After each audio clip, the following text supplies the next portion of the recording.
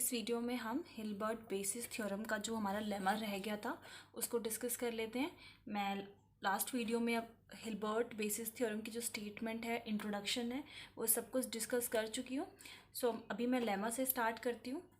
Lemma की जो statement है, let R be a Noetherian ring, I be an ideal, then for all M greater than और equals to 0 J M is an ideal. आपके पास R कोई Noetherian ring है और आई कोई आइडियल है, देन आपको कोई m की वैल्यू, यहाँ पर जो ये जे एम है इसको हमें आइडियल प्रूफ करना है इस लेमा में।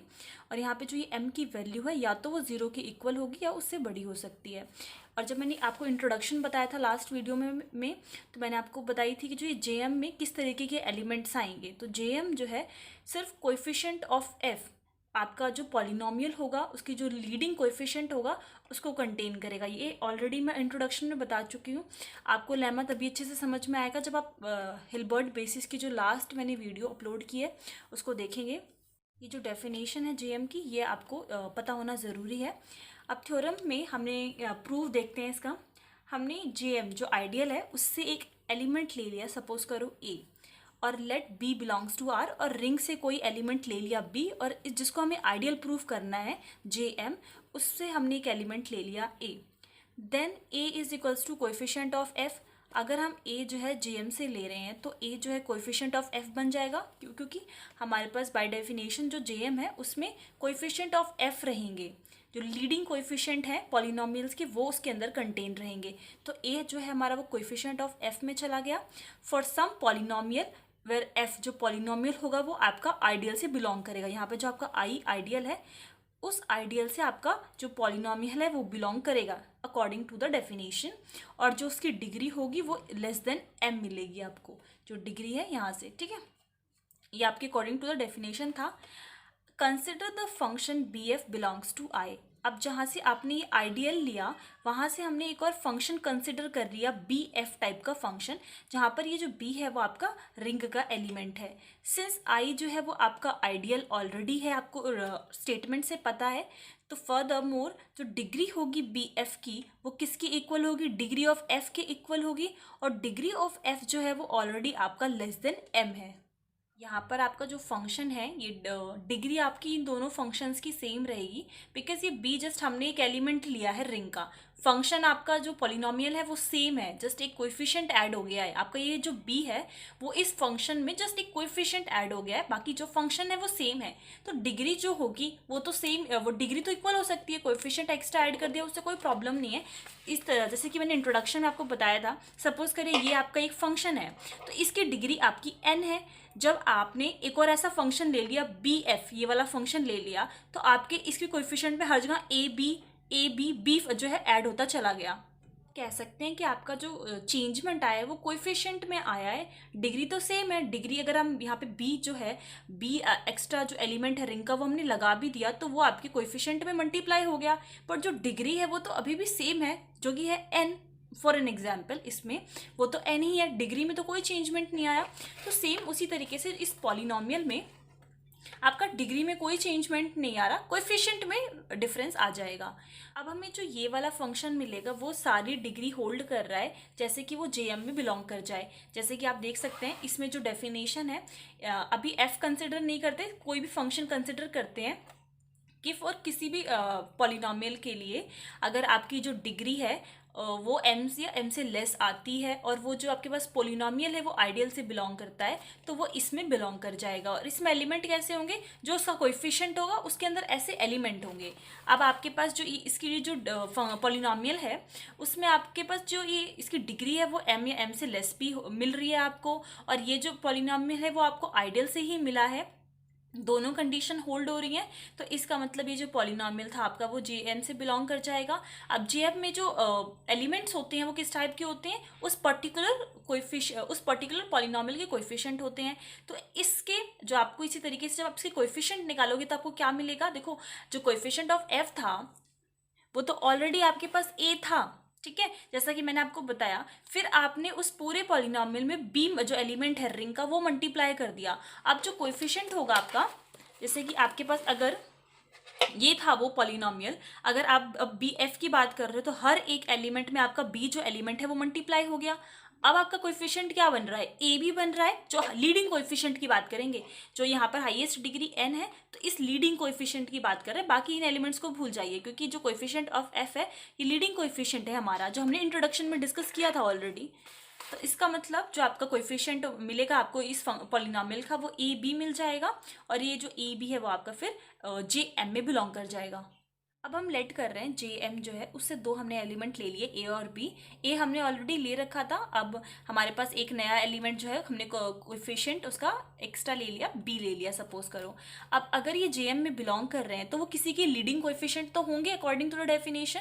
तो हमने दो कोई ऐसे पॉलिनोमियल्स मान लिए जो आपके आइडियल से हैं, एफ और जी आपके आइडियल से हैं, कि जो ए जो है वो आपका इस पर्टिकुलर का कोएफिशिएंट है, बी जो है वो आपका इसका कोएफिशिएंट है।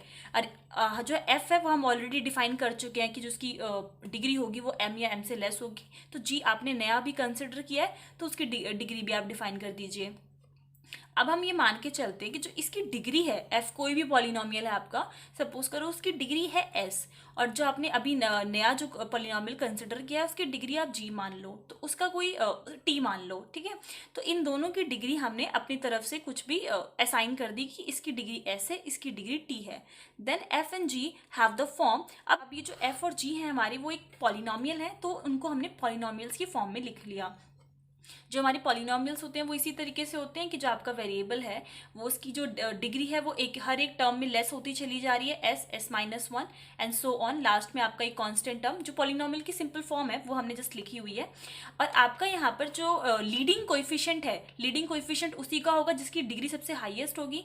तो यहाँ पर जो इसकी डिग्री है हमने एस मानी थी तो हमने X to the power S लिखा है, इसकी डिग्री टी मानी थी तो हमने X to the power T लिखा है। जो लीडिंग कोएफिशिएंट है उसका वो आपका ये इसके लिए ए होना चाहिए, इसके लिए बी होना चाहिए। ये आपकी एस, तो जो एस टर्म थी जो आपकी डिग्री थी वो अब यहाँ पे सिंपली लिखा हुआ है ए एस और बी टी। आप चाहो तो सिंपल ए और बी लिख सकते हो, कोई प्रॉब्लम नहीं है इसमें। तो ये आपके पॉलिनोमियल्स हो गए और इसको हमने इक्वेशन नंबर 4 दे दिया। नेक्स्ट है without loss of generality assume that. अब इन दोनों पॉलिनोमियल में से किसी की तो डिग्री हायर होगी एक दूसरे से, हो सकता है टी की हो सकता है एस की हो। तो सपोज कर लो कि आपने जो एफ पॉलिनोमियल माना उसकी डिग्री ज़्यादा थी टी से, तो हमने एस जो है हो सकता है इक्वल भी हो सकती है, ज़्यादा भी हो सकती है।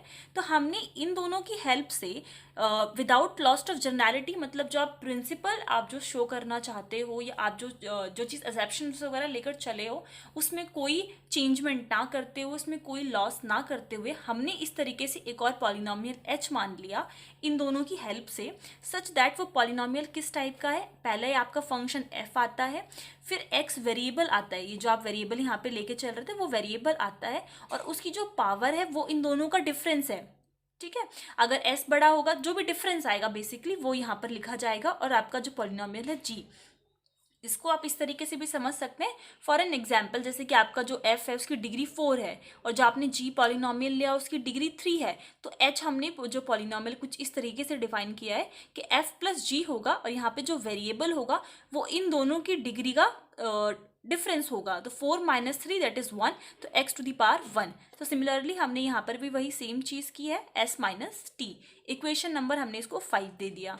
और सिंस हमने जो पॉलिनोमियल f और g i से लेकर चले थे, तो we have h belongs to i। Same जो हमारा पॉलिनोमियल वो आइडियल में बिलोंग कर जाएगा, बिकॉज दोनों कॉम्बिनेशन, दोनों पॉलिनोमियल जो है हमारे वो आइडियल से बिलोंग कर रहे हैं, और दोनों का कॉम्बिनेशन से जो हमारा पॉलिनोमियल बना है वो हमारा आइडियल में बिलोंग कर जाएगा।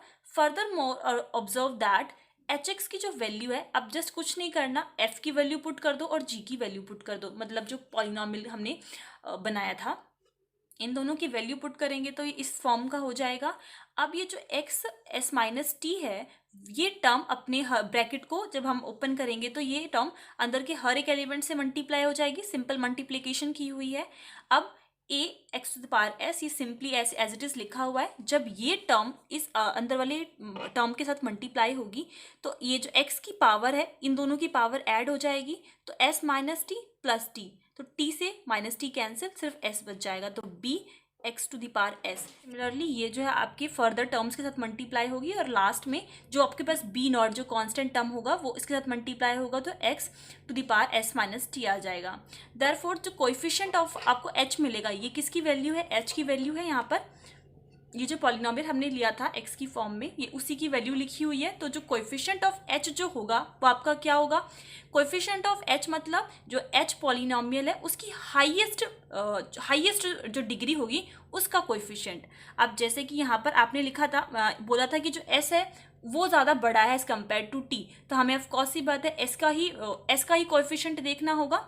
यहाँ पर x to the power s जो है वो a है और यहाँ पर जो x to the power s है वो b है। तो इन दोनों को जब आप कॉमन लोगे x to the power s को, तो आपको a प्लस b मिल जाएगा। बिकॉज हमें जो सारे टर्म्स हैं उनको समराइज भी करना पड़ेगा, कॉमन भी लेना पड़ेगा। तो जस्ट हमने वो काम नहीं किया है बिकॉज हमें उसकी ज़रूरत नहीं है। बट यहाँ से हमें ये पता चल रहा है जो हाईएस्ट डिग्री है यहाँ पर और यहाँ पर है, इन दोनों के कोएफिशिएंट हमें मिल जाएंगे a प्लस b। और जो कोएफिशिएंट हमें मिलता है वो हमारा जेएम में बिलोंग कर जाता है। बिकॉज जेएम की जो डेफिनेशन है वो कुछ इसी टाइप की है कि उसमें कैसे एलिमेंट्स बिलोंग करेंगे, जो आपने जो पॉलिनोमियल लिया है उसकी जो हाईएस्ट डिग्री होगी उसके कोएफिशिएंट यहाँ पर बिलोंग करेंगे। तो जो न्यू पॉलिनोमियल हम मानकर चले थे, अब हमने क्या शो कर दिया, जो उसका कोएफिशिएंट आ रहा है वो किस में बिलोंग कर गया, जेएम में बिलोंग कर गया। दस JM इज़ एन आइडियल। तो हमने जो ये लेमा है कि हमें ये जो JM को आइडियल प्रूफ करना था, तो इन पॉलिनोमियल्स की हेल्प से हमने ये प्रूफ कर दिया। और जो इसकी डेफिनेशन है JM की, ये आपको याद रखनी है। जो इसकी दो कंडीशंस हैं ये आपको काफ़ी हेल्प करेंगी इस लेमा को प्रूफ करने के लिए। सो इस वीडियो में इतना ही। नेक्स्ट वीडियो में हम नेक्स्ट थ्योरम देखेंगे।